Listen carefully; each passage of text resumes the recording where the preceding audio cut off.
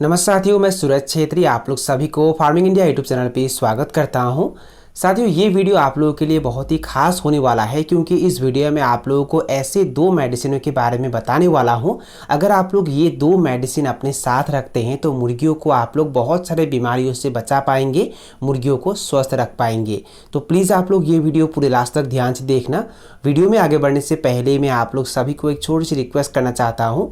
अगर आप लोग इस चैनल पर पहली बार आए हैं तो प्लीज़ चैनल को सब्सक्राइब करके उसमें जो बेल आइकन है उसे भी प्रेस कर लीजिए ताकि सबसे पहले आप लोगों को वीडियो का नोटिफिकेशन मिल जाए।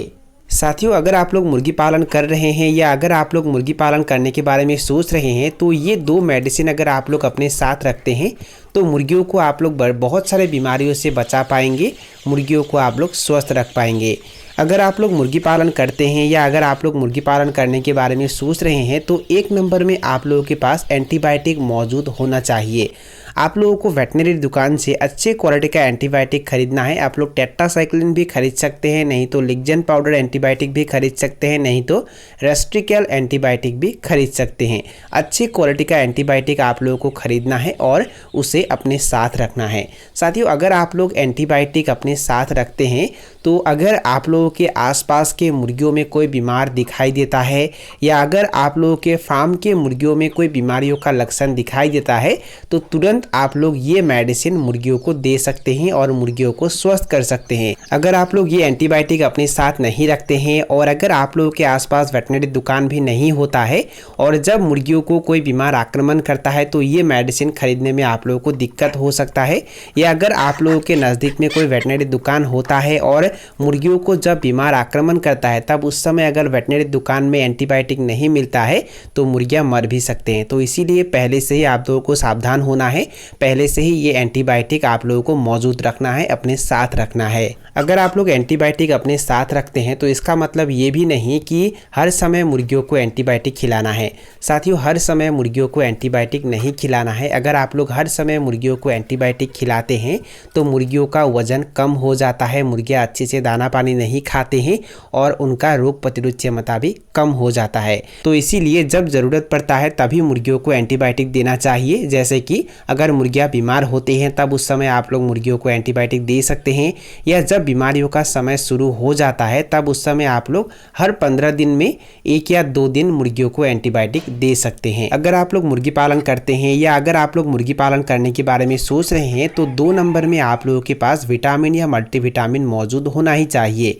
साथियों, अगर आप लोग मुर्गियों को समय समय पर विटामिन या मल्टीविटामिन देते हैं तो मुर्गियों का रोग प्रतिरोध क्षमता भी बढ़ता है और उसके साथ साथ मुर्गियों का वजन भी तेजी से बढ़ता है। आप लोग अपने साथ विमरल भी रख सकते हैं, मल्टी स्टार भी रख सकते हैं, या अगर आप लोगों को अच्छे क्वालिटी का विटामिन या मल्टीविटामिन मिलता है तो वो भी रख सकते हैं।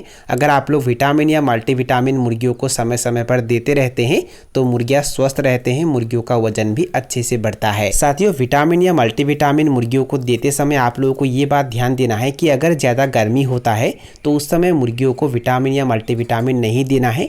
अगर ज़्यादा गर्मी होता है और उस समय अगर आप लोग मुर्गियों को विटामिन या मल्टीविटामिन देते हैं तो उसके वजह से मुर्गियों को और ज़्यादा गर्मी लगता है और मुर्गियाँ गर्मी सहन नहीं कर पाते हैं और वो मर जाते हैं। तो इसीलिए गर्मियों के दिनों में अगर आप लोग मुर्गियों को विटामिन या मल्टीविटामिन देना चाहते हैं तो जब बारिश होता है या जब मौसम थोड़ा ठंडा हो जाता है तब उस समय मुर्गियों को आप लोग विटामिन या मल्टीविटामिन दे सकते हैं। और विटामिन या मल्टीविटामिन मुर्गियों को हफ्ते में लगातार 3 दिन में एक बार शाम के समय में पानी में मिक्स करके या दाना में मिक्स करके देना है।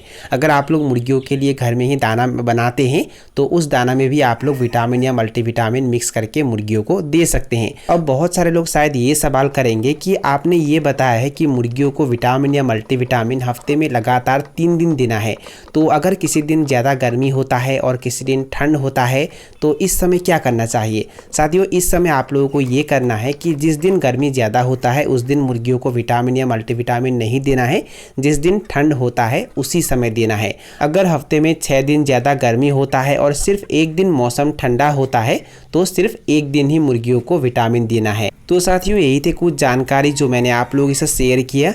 और अगर आप लोगों को ये वीडियो पसंद आया और वीडियो से कुछ सीखने को मिला तो प्लीज़ वीडियो को लाइक ज़रूर करना और दोस्तों के साथ और अपने परिवार के साथ वीडियो को शेयर ज़रूर करना। तो साथियों, आज के लिए बाय बाय, मिलते हैं फिर एक ज़बरदस्त वीडियो के साथ।